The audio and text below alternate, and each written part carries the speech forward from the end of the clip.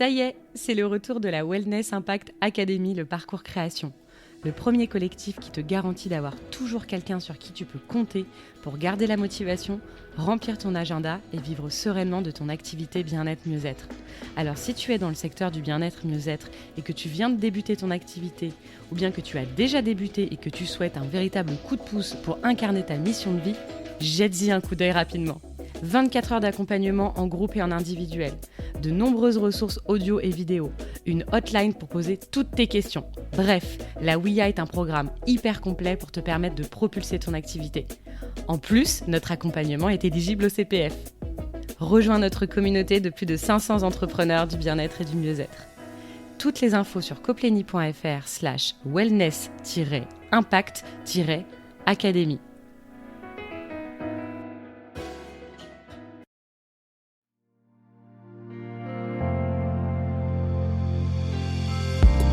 Je veux vivre pleinement de mon activité. Je veux être libre. Je veux vivre en abondance. Je veux me sentir légitime. Je veux aider un maximum de personnes. Je veux apporter du bien-être au plus grand nombre. Je veux avoir des résultats rapides. Je veux que les gens reconnaissent mon super pouvoir. Je veux avoir un impact positif sur le monde. Mais au fait, comment on fait pour arriver à tout ça ? Bienvenue sur Wellness Impact, le podcast dédié aux entrepreneurs du bien-être et du mieux-être.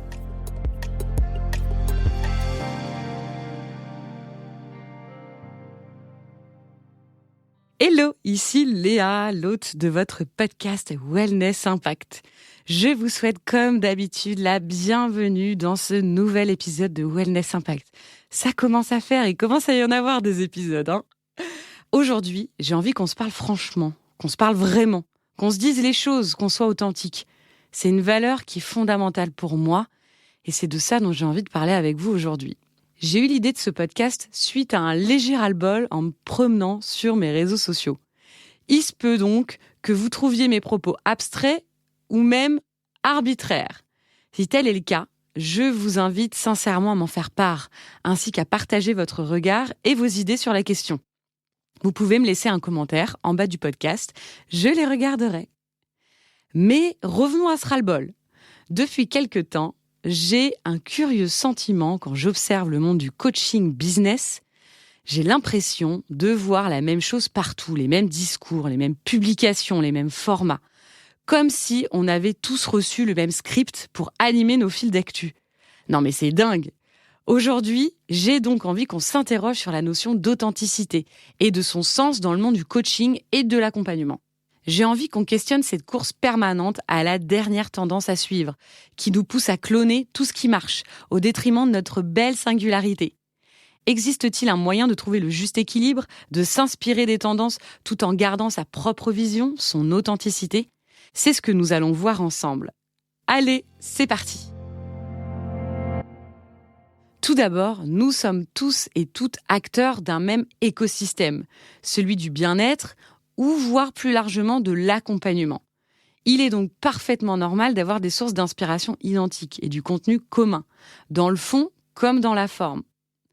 Aussi, la communication, et notamment sur les réseaux sociaux, demande une forte assiduité et une grande réactivité.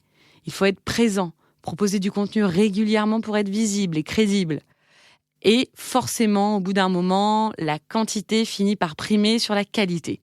On veut absolument avoir du contenu à proposer et on va suivre ce qui semble marcher pour les autres, sans trop se questionner, sans trop savoir si ça nous plaît. On le fait parce qu'il faut le faire. Comme une douce fatalité. Mais, me direz-vous, si une tendance est populaire, nous garantit de l'exposition et une bonne image, l'erreur serait de ne pas saisir cette opportunité. Et je vous répondrai que vous avez raison. Une des clés de la communication est bien de comprendre les tendances et les contextes dans lesquels elles évoluent, à l'instant donné comme à venir. Sa forme sera prédominante comme premier contact avec notre clientèle potentielle, dans un environnement très, très concurrentiel. On va donc naturellement vouloir gagner en visibilité, se distinguer. Et c'est donc pour se démarquer des autres qu'on va faire comme les autres. Ils sont malins, ces algorithmes, vous trouvez pas ? Ce phénomène, je l'ai récemment observé sur mon terrain de jeu préféré, LinkedIn. Depuis 5 ans, LinkedIn est pour moi une tribune où je raconte sans filtre ma vie d'entrepreneuse. C'est un réseau qui me permet d'être en contact avec mes clients et mon réseau de manière décontractée. Mais j'ai l'impression que tout doucement, on y adopte la même cadence que sur Instagram. On y suit la même logique, la même forme, la même course permanente. J'en viens donc à me demander où est passée cette singularité qui rendait ce réseau si unique. Je me demande également comment ne pas se faire engloutir par cette standardisation du contenu, comment suivre sa propre intuition, ses propres aspirations, quand de toutes parts des business coachs et ou des créateurs de contenu nous assomment d'injonctions sans faille pour mener à bien nos projets. Tu dois absolument faire comme ci, comme ça, pour que ton business explose. Ne fais surtout pas ça si tu veux être successful. Etc., etc. Et oui, il y a de quoi être un peu perdu au milieu de toutes ces formules qu'il faudrait absolument appliquer. On va même devenir méfiant envers la notion de coaching, d'accompagnement. On va douter. On ne va plus oser s'écouter et être passif. On va avoir peur de sortir du cadre, de ne pas faire comme il faut. C'est à mon sens le moment de prendre un peu de recul. Premièrement, un business coach ou créateur de contenu sorti nulle part dans notre fil d'actu qui nous garantit le succès avec quelques injonctions génériques est-il vraiment fiable ? Quelle est sa légitimité, son expérience ? Va-t-il me proposer une vraie stratégie personnalisée ou un copier-coller de ce qu'il propose à tous ses clients ? En menant cette petite enquête, je reste active et curieux. Je définis clairement ce qui me correspond et ce que j'attends d'un accompagnement professionnel. Ce n'est pas parce qu'un business coach semble maîtriser les codes et les tendances qu'il aura la volonté ou même les compétences de m'aider à affirmer ma vision ou à développer une stratégie globale pour mon entreprise. C'est un peu comme dans la vie. Certains vous diront ce que vous avez envie d'entendre, quand d'autres auront le courage de vous dire la vérité. Libre à chacun de choisir ce qui convient le mieux. Ceci m'amène à mon point suivant, la nécessité d'être au clair avec soi-même. En effet, se faire accompagner ne doit pas nous dispenser de se poser des questions, d'avoir des intuitions et une vision originale pour son entreprise. Pour le dire autrement, ce qu'il faut attendre d'un business coach, c'est qu'il nous révèle, qu'il nous donne les clés nécessaires à notre émancipation professionnelle, qu'il nous offre les moyens de voler de nos propres ailes. Or, ce que j'observe parfois, c'est un transfert de responsabilité. On se repose sur l'accompagnement comme on se décharge d'un poids, comme si tout le travail allait être fait à notre place et que notre entreprise allait s'autopiloter. Votre entreprise est votre bébé, c'est vous la chef. Et vous avez le droit de faire des choix la concernant.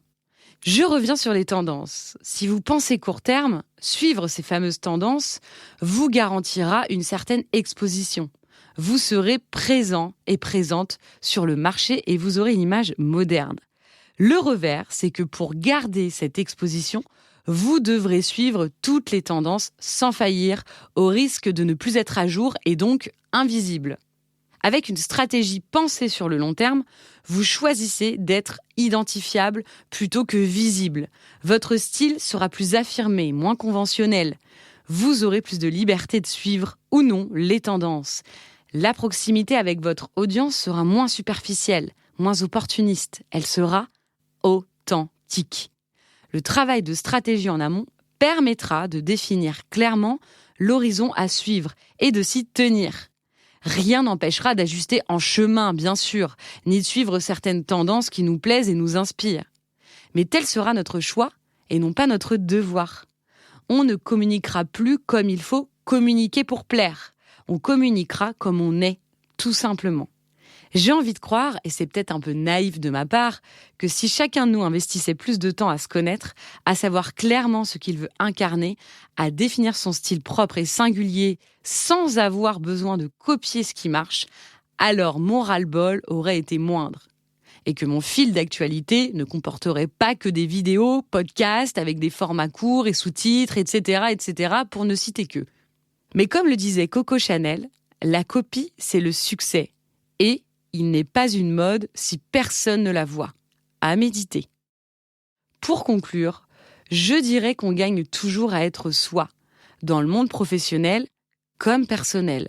Par être soi, j'entends être authentique, fidèle à ses valeurs et ses ressentis. Dans un domaine aussi particulier que l'accompagnement, Les clients recherchent une vraie relation de confiance suivie avec leur praticien ou leur business coach également. Et ils vous choisiront plus pour votre personnalité ou votre énergie que votre pratique pure. C'est d'ailleurs comme ça que se développe le bouche à oreille. Alors, je ne peux que vous encourager à être vous-même au travers de votre entreprise. Investissez du temps et du courage pour définir qui vous êtes. Quelles sont vos forces, vos faiblesses, votre style, etc. Choisissez ce qui a de la valeur à vos yeux. Faites confiance à votre intuition, que ce soit dans le cœur stratégique de votre activité, comme de la communication ou de la relation avec vos clients. Sur ce, je vous remercie de m'avoir écouté et je vous envoie mes vœux les plus prospères. Merci d'avoir écouté cet épisode. J'espère qu'il saura t'aider et t'éclairer. N'hésite pas à le diffuser à un maximum de personnes. Et n'oublie pas de t'abonner sur mon compte Instagram léa.misspoulet. À bientôt!